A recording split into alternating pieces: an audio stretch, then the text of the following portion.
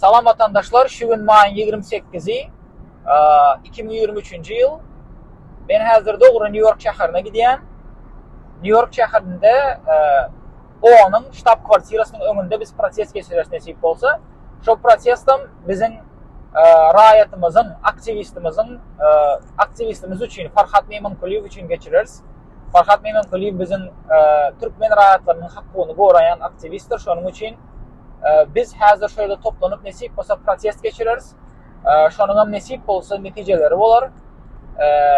Farhat Meymankuliyev'in azatlığını talep ederiz. Vatandaşlar bizi goldan 320 kilometre söküp gideceğiz. 320 kilometre söküp New York'a gideceğiz.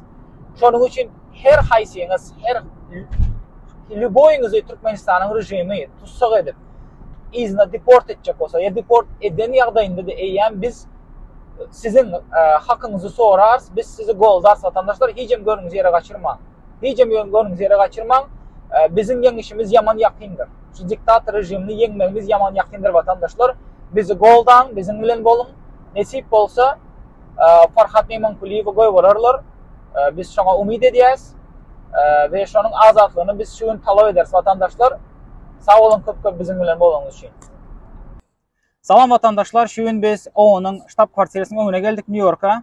Çünkü bizim maksadımız nasip olsa biz Türkmenistan'daki politiski motivirованный türmeye düşen adamları biz azatlığını talep ederiz. Nasip olsa bizlerde şöyle suratlar vardır. Hemmesinin основной şu günkü bizim çıkanımızın sebebi Farhat Meymankuliyev 6. gün saat 9'da tutuldu. Türkler taraftan tutulup bizim bir danlığımız boyunca subota öyüne verildi. İkinci danlar boyunca, istoşnik boyunca ol halen Türkiye'de tutuluptur. Türkiye devletinde yerleşer. Biz şunun azatlığını talep ediyoruz. Farhat Meymankuliyev azatlık. Azatlık Farhat Meymankuliyev. Azatlık. Arkadaşlar, vatandaşlar biz şimdi Akmurad'ın dediği gibi Farhat Durdiyev için bugün burada toplandık. Bugün günlerden 28 Mayıs 2023 yıl ve geçen hafta bizim aktivistimiz Farhat Durdiyev 19. Mayıs'ta 2023 yılda Farhat Durdiyev'i evinden almışlar.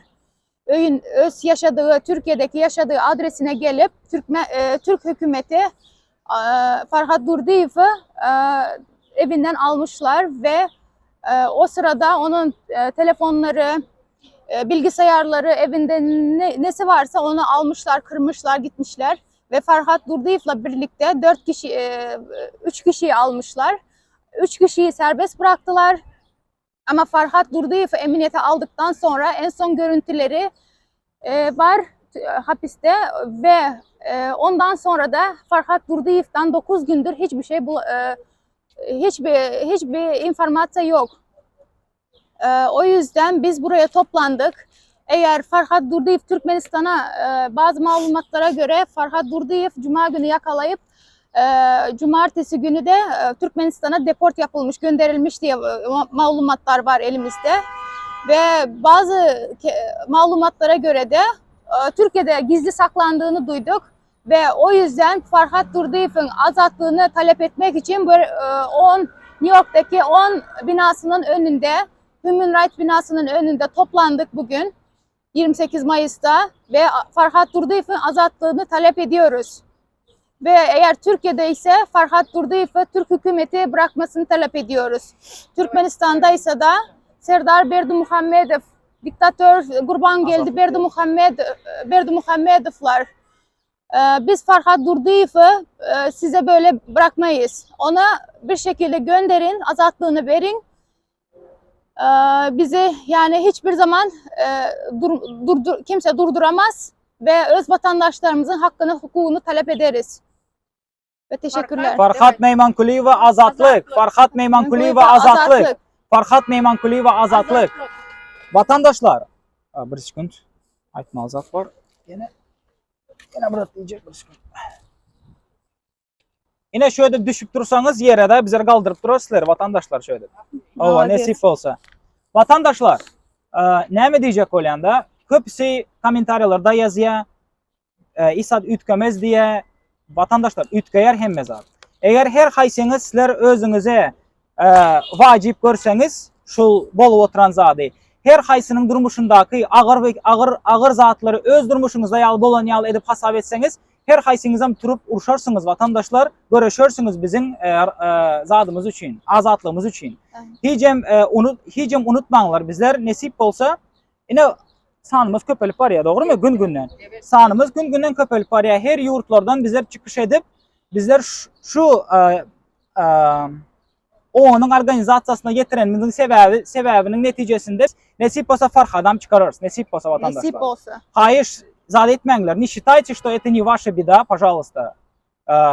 Хоть маленькая, даже комментарий, если в поддержку напишите, это уже большая просьба, большая будет помощь. Ben hem şurada bir şey geçeyim. Vatandaşlar, bugün Farhat Durduyev'in ya da başka vatandaşlarımızın başına gelen bir şey, bu olaylar yakında sizin geleceğinizde de beklenen bir şeyler bunlar.